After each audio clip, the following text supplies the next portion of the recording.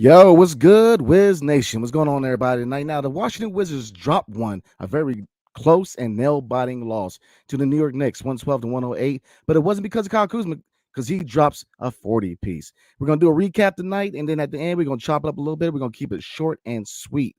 TGIF, thank God it's Friday, but let's get into it, y'all. You are Locked On Wizards, your daily Washington Wizards podcast.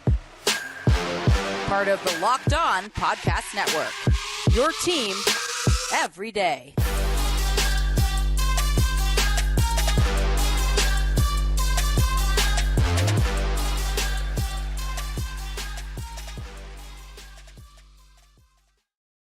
What's up, everybody? I hope everybody's having a good night, regardless with the loss.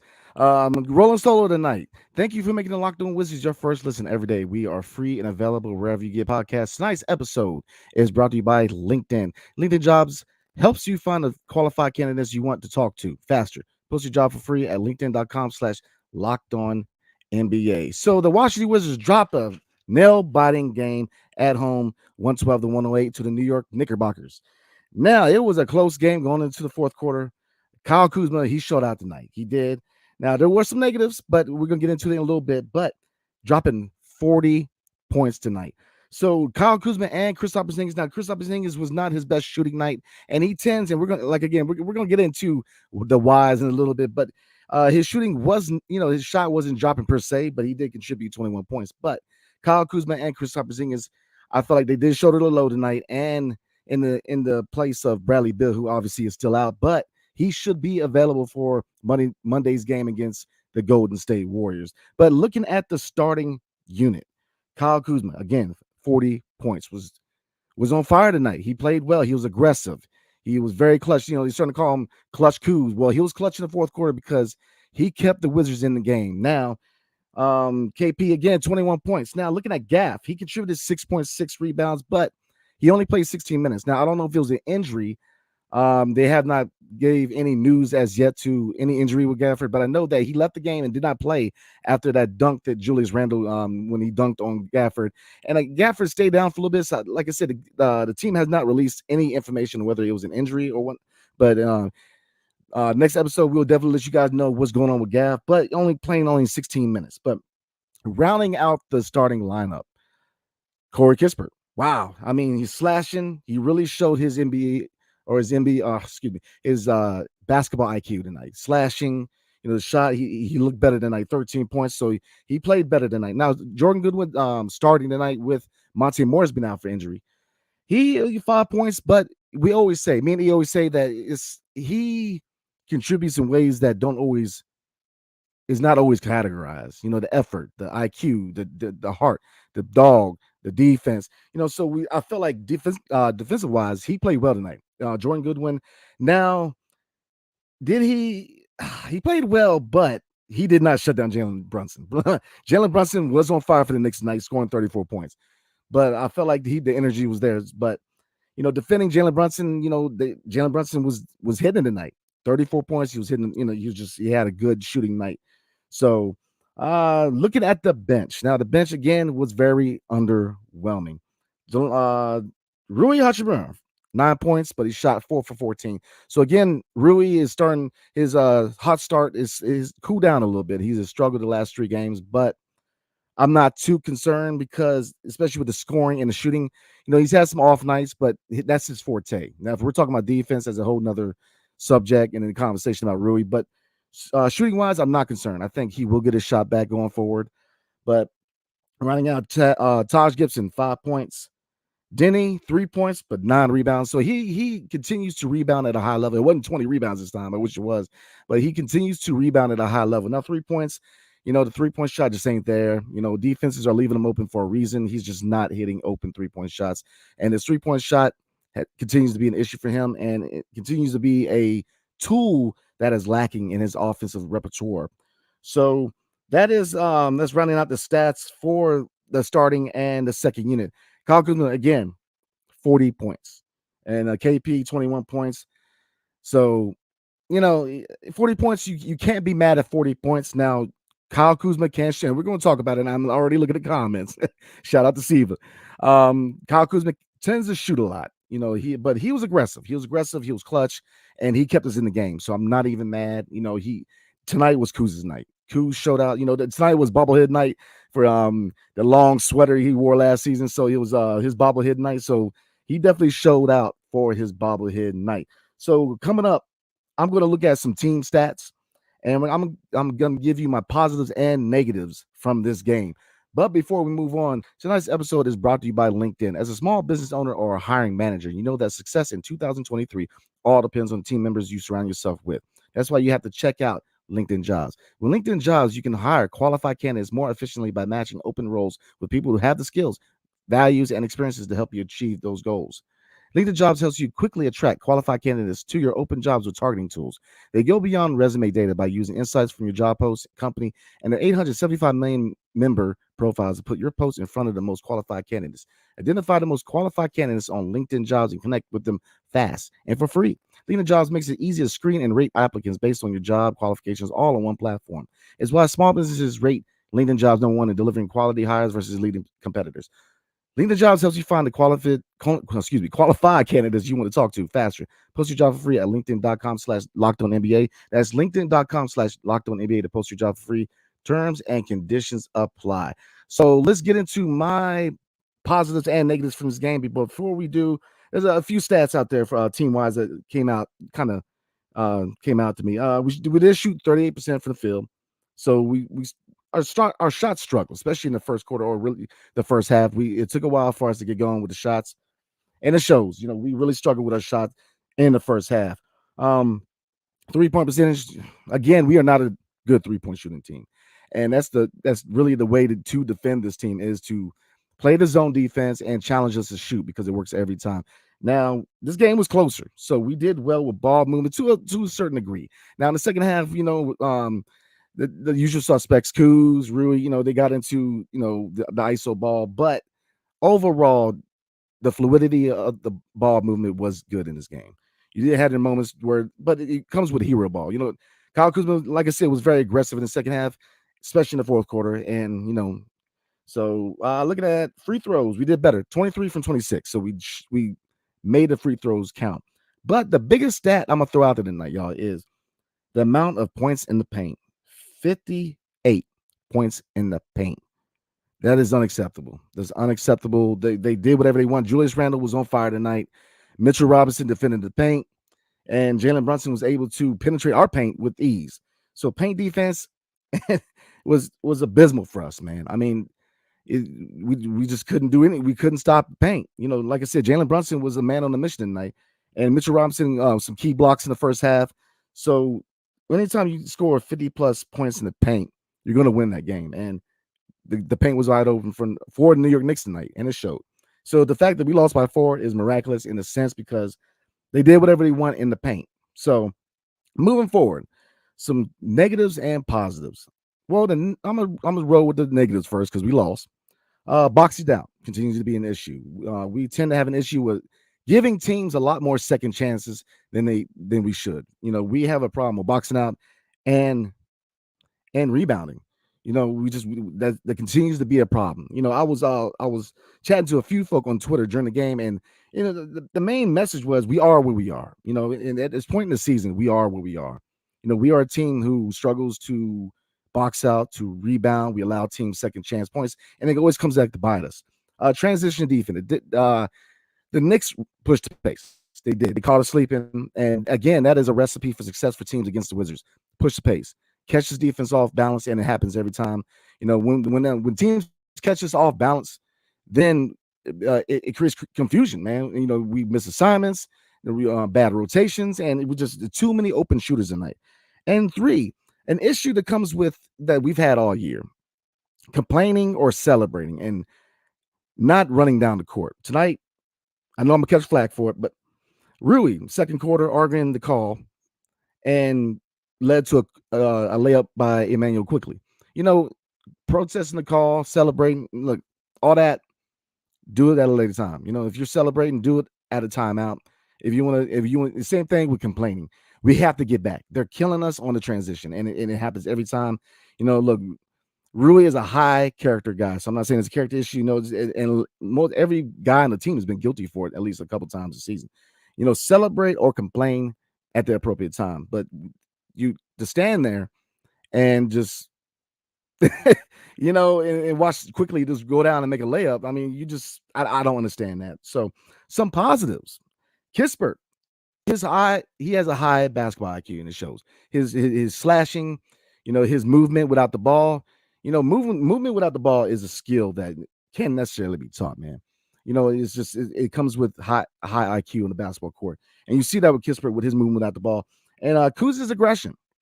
Kuz, I know the comments. I know that a lot of people saying that he does tend to shoot a lot of low IQ shots, low percentage shots, and I agree. But his aggression, I think, is kind of offsets that. His aggression with his size, just driving the lane, getting calls. I like the aggression from Kyle Kuzma, man. The aggression was key tonight. So overall, those are my takeaways from this game. This was a winnable game. The New York Knicks, they're a pretty good team. Now, they are a team that we're going to be challenging for a play-in or going up to the 8th to the 6th seed. So these are games that you want to win. And coming up within the next couple of weeks, we are going to Madison Square Garden, aka Mecca, to play the Knicks. So it's definitely time to get some get back in NYC. But overall, to lose by only 4, and we kept the game going in the 4th. Being without Bradley Beal, our franchise player, being without Monte Morris, and I think we played a good game. Now, I guess a few more things I'm gonna kind of point out about what I saw from this team. KP, he's very quick. Now he hit some key 3-point shots in the 4th. I'll give him that, but he is very quick. Excuse me, very quick to shoot the 3-point shot. Very quick to shoot the 3-point shot, and it shows. He's got to really let the offense orchestrate. We already talked about Kuz, how he does need a lot of shots to kind of get his points, but his aggression, I think, like I said, really offsets that. He does. I get it, y'all. He does shoot low IQ, low percentage shots sometimes, but like the last game against the Bulls, sometimes they drop. But his aggression, I think, is the biggest key and the biggest part of the game of Kuz's game that I like. He's an aggressive player, and he really utilizes his height. So that is my takeaways. Again, losing 112 to 108 at home. Now, Monday is the final game for our 4-game homestand against the Golden State Warriors. But me and E will be doing a preview on Sunday, as well as we are going to be grading the midseason grades for this team. So definitely tune in on Sunday.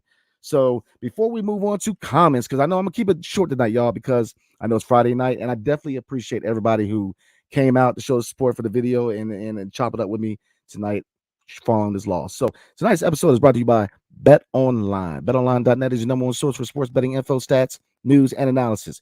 Get the latest odds and trends for every professional and amateur league out there, from pro football to college bowl season to basketball and the World Cup. We got it all at BetOnline.net.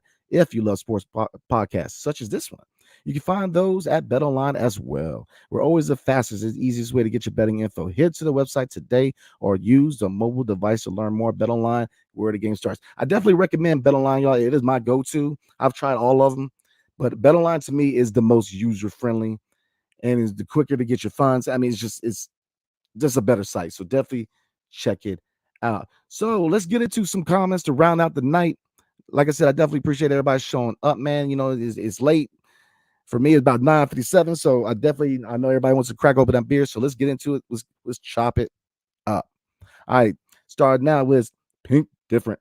If we play high lineup versus New York and Bradley Beal isn't playing, use Denny instead of Kispert. It can D small players better, and you don't depend on the spacing without Bill.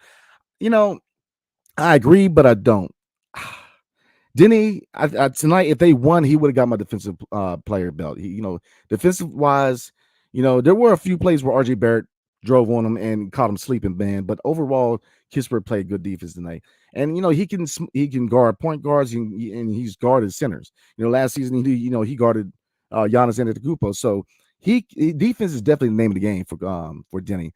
But Kispert, I mean, the IQ, man. I mean, there's always been this debate whether international players as opposed to G League players as opposed to college players. And the one thing I noticed, and it's not true all the time, but especially with your college guys coming out of these programs like Gonzaga or North Carolina or Duke or Florida, shout out to Bradley Bill, or Kentucky, shout out to John Wall, man. These programs, there's a reason why they're factories for NBA players because they breed NBA ready players. I think Kispert came into the league with a high IQ. The biggest thing with him that he had to learn, and I think that Denny is going to have to learn, is a quicker shot release. It took a while for Kispert to really adopt a quicker shot release, but once he got rolling, he's good. And just his instincts with moving out the ball is just, if you look at a lot of your shooters, there's two guys that I know that are known for their off ball movement: Ray Allen and Stephen Curry. And moving without the ball. Those two, to me, are the goats of moving without the ball. And Kispert does that well. So I definitely agree, but I guess really it depends on the lineup. But I agree, and that's the thing about this lineup is that you got guys who you can mix and match. So definitely good comment. I definitely agree. We see Siva looks good. Kuz's play can be frustrating. It's true that he's making valid points, but he's also forcing shots, making low IQ moves, and acting like he's the only player on the field. Watching is difficult. I agree. I'm a fan of Kuz. I think he's a lot better player than he was in LA. And right now, he's showcasing himself for a bag. He's going to get paid. If we don't pay him $20-25 million a year, somebody will, because he is really evolved into a complete player. But, you're absolutely right. He shoots a lot of low IQ, low percentage shots. He tends to be a black hole with the ball, and he's not the only one. Rui can be, Will Barton can be, Bradley Bill. There's guys on this team that are ISO guys, and that's, but he tonight, I can't say too much. 40 points, he kept us in the game. But I agree. When he's on, he's on. I said this in the all season. I said this, when he's on, he's on. When he's not, it can be frustrating. So, but I appreciate the comment. I feel you. Let's see. Drew, what's good, man? We lost the game in the third quarter. Needed the third person to step up. Kuz, most consistent player on this team. Missed Gill tonight. He deserves to play. Another questionable decision by West. Thank you. Hit the nail on the head. Where was Gill at? I agree, especially with Gafford. I don't know. They didn't say much on the not the podcast, but the broadcast about Gafford. They did mention, after Julius Randle got a dunk on him. I don't know if he got injured, but 16 minutes. I felt like Gill should have got some minutes. We definitely lost the game in the third quarter. The Knicks, they got on the run and they rolled, but and in the next your next point with the third person needs to step up. That's really the biggest issue we've had all season, man. We'll have two guys, whether it's two out of the three of the solid three, but we always need that third guy. And it's been Rui for the most part, man, this season. Rui has been that pivotal piece on the bench, being the scorer on the bench. And I think that, in my humble opinion, he needs to be considered, at least in the conversation for sixth man of the year. Because, if you go off of value, his scoring off the bench is valued. When he doesn't score, it shows. We struggle. We lost this game.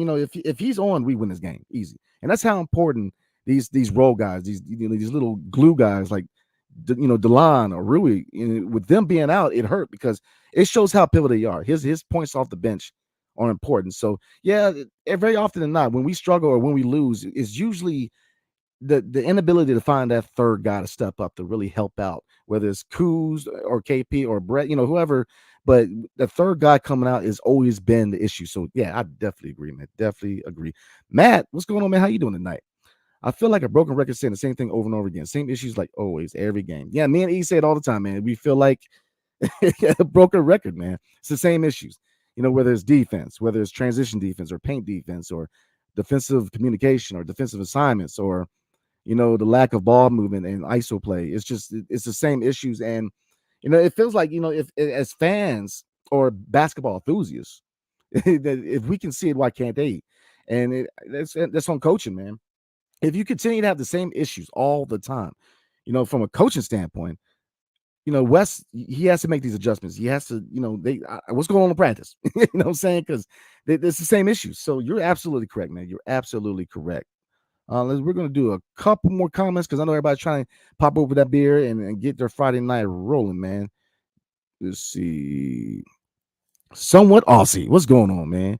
Some real inconsistent players. Just needed a couple more of the guys to step. Yeah, just like we were saying, man. Finding those guys to step up, is usually a lot of the burden, especially the last three games. A lot of the burden has been on the starting unit. The bench has struggled, and it shows. When this bench plays well, we win. We really do. If you look at most of the key wins, especially against contending teams that we have beaten, you know, most of the time the bench performs well. So I definitely agree. The team overall is very inconsistent. We went on a 5-game winning streak. We had a 10-game losing streak. I mean, the list goes on. We're very inconsistent. Now injuries have played a role. Bradley Bill, hate him or love him, hate or love his contract. He's a franchise guy, and he is somewhat important to this team. He does take a lot of attention away from other guys to step up, and that's the raw truth. Bradley Bill. We could have a whole nother conversation whether he deserves a contract, whatever, but he does.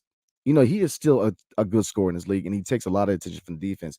So with him not being in the lineup, guys do need to step up. So I agree on that. Let's see. Michael Corpus, what's going on, man? How you doing tonight? The Knicks had a full roster but barely won. Just saying. Yeah, yeah. I mean, that shows why they're in the playing position. They have a lot of young guys, man. But if you look at their roster, man, they gotta really look at their what they're going to do next couple of years, because they got a lot of nice talent. RJ Barrett is nice talent. Randall. What's his name? Jalen Brunson, man. I mean, Brunson, I think he was the only key target in the offseason for the Knicks. And a lot of people are like, oh, really? That's your guy? But, he showed, him running offense, so they're kind of like us, man. The Knicks are a lot like our rosters really mirror each other, man, because we're two teams who are kind of in the gray area, man. On one hand, we are challenging for a play-in. On the other hand, we are on the bottom tier of teams, and we're looking at a lottery pick. So it's just a gray area. And like I said, that's a whole other conversation. And definitely going towards the deadline, we're going to have a lot more of these conversations, me and E. But yeah, I mean, full roster and they barely won. What does it say about us, man? We have talent on this team. It's just playing team basketball. And with the deadline coming up, especially, you're going to see guys, and I fear that we're going to see a lot more ISO, a lot more guys trying to get that bag. And it's just, when we walk away from team basketball, man, we don't play well as a team. And there's a reason why basketball is a team sport. So I definitely agree on that one. Oh man, y'all getting on Siva, man. Y'all leave Siva alone, man. All right, Fred Fezzo, man. Teams are daring Denny to take the three. Don't blame them. Can you? Can you blame them, man? I mean, his shot is just, the release is slow. He's not confident, man. He's not confident, and and you see it. His confidence in the shot is just not there, and it's getting to a point where there was a time in the NBA where you had your guys who were defensive guys who weren't really known to be shooters till like later in their career. Michael Kidd Gilchrist. If you look at him defensively, he was a good defensive player, but his shot never dropped, and it was ugly as all get. But Bruce Bowen made his money being a defensive guy. Dennis Rodman made his money being a defensive guy. So yeah, on one hand, yes, the NBA is a more perimeter-centric league, but you can't survive being a defensive specialist. Now, will his shot get there? I think it comes with development. I think him going to a team, if we are trying to build around Bill, sending Denny to a team where he can develop and really, really try to get that shot, I think will work for him. But if we rebuild, because look, there's a lot of questions, man. If you guys look at our last episode when we were interviewing Mr. Halliburton, Troy Halliburton, man, who he's a source that's close to the team. This team right now, these next 3 to 4 weeks going to the deadline are important, man, because it's going to shape the direction that this team is going to go. And you see a lot of reports, man, that the team is really looking at itself in the mirror right now, because I mean, injuries, I get it, but full strength, we are looking at a plan, trying to get that AC. So that's one thing to think about. But getting back to Denny, you're absolutely correct, man. They're letting him shoot, and man, it's frustrating sometimes. It really is. And we're gonna do one more comment, man. Let's see. Let's get to RO Magic, man. Kuz was locking up on D tonight too. And I see RO, shout out, man. I see you getting on my boy C, man. Look, hey, everybody's got their plays, man. I think that Siva is correct in his assessment about Kuz's game, but you can't take away his importance tonight. I'll say that. Kuz can be a guy who shoots a lot of, I'm not gonna hit a, beat a dead horse here, but his importance tonight, he kept us in this game. So, I'm with both y'all, man. I'm with all y'all, man. So that's gonna be it for tonight, guys. I definitely appreciate everybody watching the episode tonight and chopping it up with me tonight. Definitely appreciate it. So thanks for making Locked On Wizards your first listen today. Now make your second listen game to game NBA. Every moment, every top performance, every result. Locked On game to game covers every game from across the NBA with local analysis that only Locked On can deliver. Follow Game to Game on Locked On NBA, available on Odyssey app, YouTube, or wherever you get podcasts. Now, on YouTube, for y'all that are watching us on YouTube, we are closer to 3,000 subscribers, so definitely like, subscribe, hit the notification button, and so when we got new videos, it hits you. So definitely show some love. Get to 3,000 subscribers. Definitely follow me and my dude, the real Ed Oliver, on Twitter and Instagram. We chop it up with fans on game days, and definitely follow the real Ed Oliver's football channel where he covers the Washington Commanders. And with the off season coming up, and he's gonna have a lot of good content as far as the free agency with the Washington Commanders. So definitely show love on that front. So again, I definitely appreciate everybody showing out tonight, showing love. Again, 112, 108, 4-point loss, but let's try to get it on Monday, man. Monday we play the I'm about to say Green Bay. Lord have mercy, the Golden State Warriors. So let's try to get a win as we go on the road. So again, appreciate everybody tonight. Hail to the Wizards, in the words of my dude E, and peace. Everybody have a good night.